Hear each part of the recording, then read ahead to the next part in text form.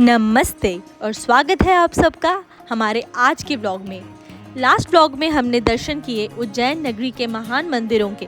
आज हम चलेंगे ओमकारेश्वर, ममलेश्वर और अहिल्याबाई फोर्ट। आगे बढ़ने से पहले अगर आपने हमारे चैनल को सब्सक्राइब नहीं किया है तो सब्सक्राइब कर लें और बेल आइकन पे भी क्लिक करें।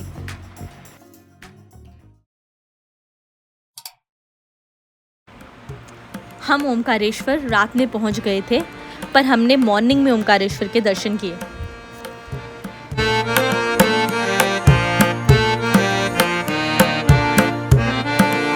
ये आपको ओमकारेश्वर मंदिर का रात का व्यू दिख रहा है। ये जो लाइट्स आप देख रहे हैं ये ओमकारेश्वर मंदिर की हैं। ये जो आप प्रतिमा देख रहे हैं ये शंकराचार्य जी की है। ये 108 फीट ऊंची है। इसे स्टैचू ऑफ वननेस भी कहते हैं। तो गाइस अभी हम जा रहे हैं दर्शन करने के लिए ओमकारेश्वर ज्योतिर्लिंग के। ओमकारेश्वर मंदिर मध्य प्रदेश की खांडवा डिस्ट्रिक्ट में है। ये मंदिर नर्मदा नदी के बीच मानधाता और शिवपुरी द्वीप पर स्थित है। खास बात यह है कि ये द्वीप पवित्र चिन्ह ओम के आकार में दिखाई पड़ता है। यही कारण है कि इसे ओमकारेश्वर के नाम से भी जाना जाता है। तो मध्य प्रदेश में आपको 2 ज्योतिर्लिंग देखने को मिल जाते हैं। पहले हमने आपको दर्शन करवाए महाकालेश्वर के और अभी हम जा रहे हैं ओमकारेश्वर। यहाँ ओमकारेश्वर के साथ साथ होते हैं ममलेश्वर के दर्शन। तो पहले हम ओमकारेश्वर के करेंगे जो कि नर्मदा के उस साइड है। ब्रिज क्रॉस करके अभी हमें जाना पड़ रहा है। तो एक और ऑप्शन है कि हम अगर बोट से जाएं, बट अभी हम बोट का ऑप्शन नहीं चूज़ कर रहे हैं। हमने ऑप्शन चूज़ किया है यहाँ से ब्रिज से जाने का। तो ब्रिज भी अभी ख़त्म ही हो गया है और अभी हम आपको दर्शन कराते हैं थोड़ी देर में ज्योतिर्लिंग के।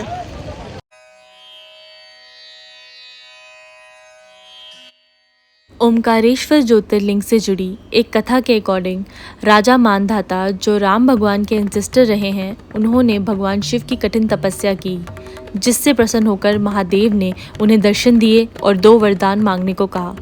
पहले वर में मानधाता ने महादेव से ओमकारेश्वर में विराजमान होने को कहा और दूसरे में महादेव के नाम के साथ अपना नाम जोड़ने को कहा।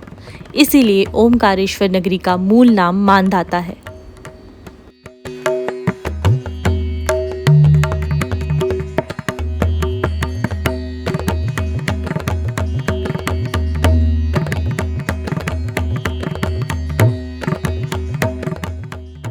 तो गाइस अभी हमने दर्शन कर लिए ओमकारेश्वर के और हम अभी जा रहे हैं ममलेश्वर ज्योतिर्लिंग देखने के लिए।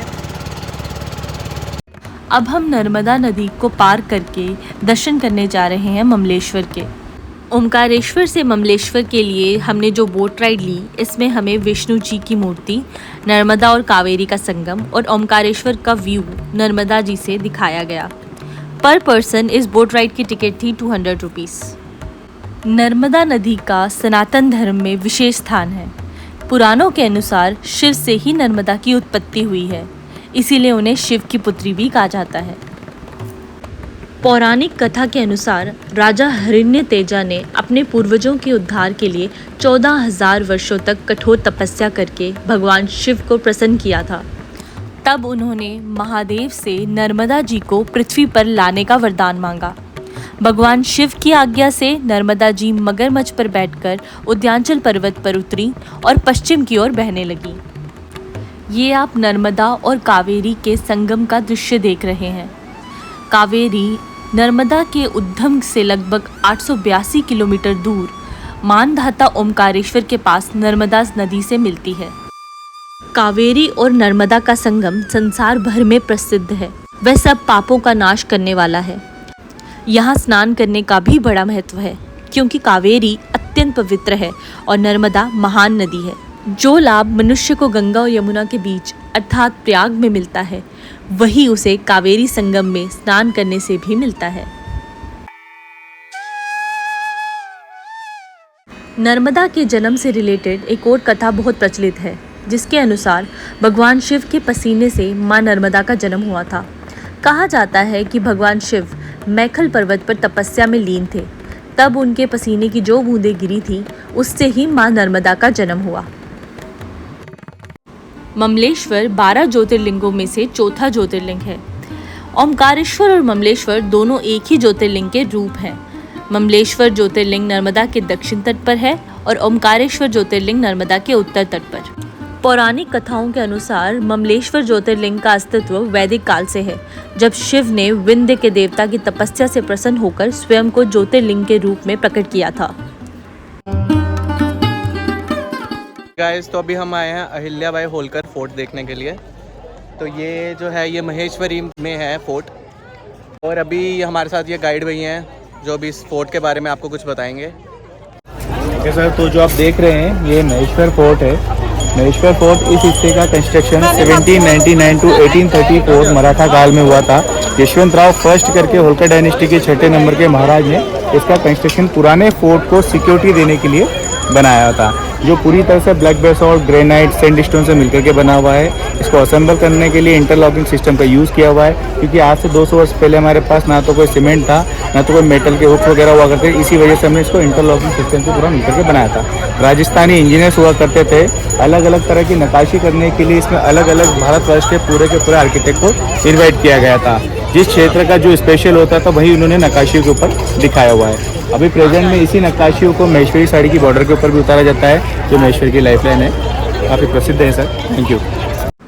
महारानी अहिल्याबाई होलकर भारत के मालवा साम्राज्य की मराठा होलकर महारानी थी। मध्य प्रदेश के महेश्वर नगर में देवी अहिल्याबाई का किला पवित्र नर्मदा नदी के ऊपर स्थित है। महारानी देवी अहिल्याबाई होलकर 1765 से 1796 तक यहाँ रही थी और किले के भीतर अहिल्यावाड़ा, उनके निवास, कार्यालय और दरबार दर्शक हॉल आदि का निर्माण उन्होंने करवाया था। वर्ष 2000 में उनके वंशज और इंदौर के अंतिम महाराजा के पुत्र प्रिंस रिचर्ड होलकर ने अहिल्यावाड़ा में अपने घर को एक अतिथि निवास में बदल दिया, जिसे आज दुनिया भर में अहिल्या फोर्ट होटल के रूप में जाना जाता है। ये 250 साल पुराना फोर्ट है। नर्मदा नदी के शांत तट पर बसा महेश्वर किला इस क्षेत्र के समृद्ध इतिहास और संस्कृति का एक कालातीत प्रमाण है। अपनी अनूठी वास्तुकला और ऐतिहासिक किस्सों के साथ ये राजसी किला भारत की सबसे सम्मानित महिला शासकों में से एक रानी अहिल्याबाई होलकर के जीवन और विरासत की एक अनूठी झलक पेश करता है।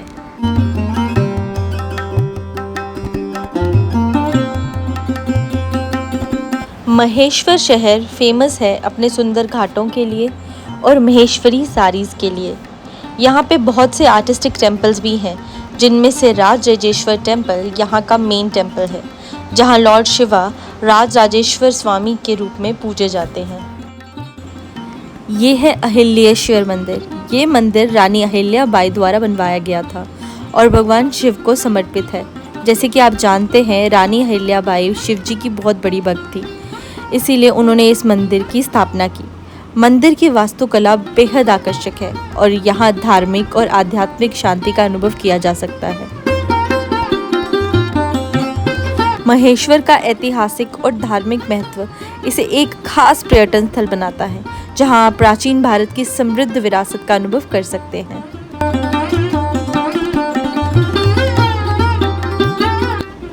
गाइस, हम इस वीडियो को अब यहाँ एंड करने जा रहे हैं। आपको हमारा आज का ये व्लॉग कैसा लगा हमें कमेंट करके ज़रूर बताएं and hit like, share and subscribe. अब हम मिलते हैं अपने नेक्स्ट व्लॉग में। तब तक के लिए हर हर महादेव। बाय गाइस, रब राखा।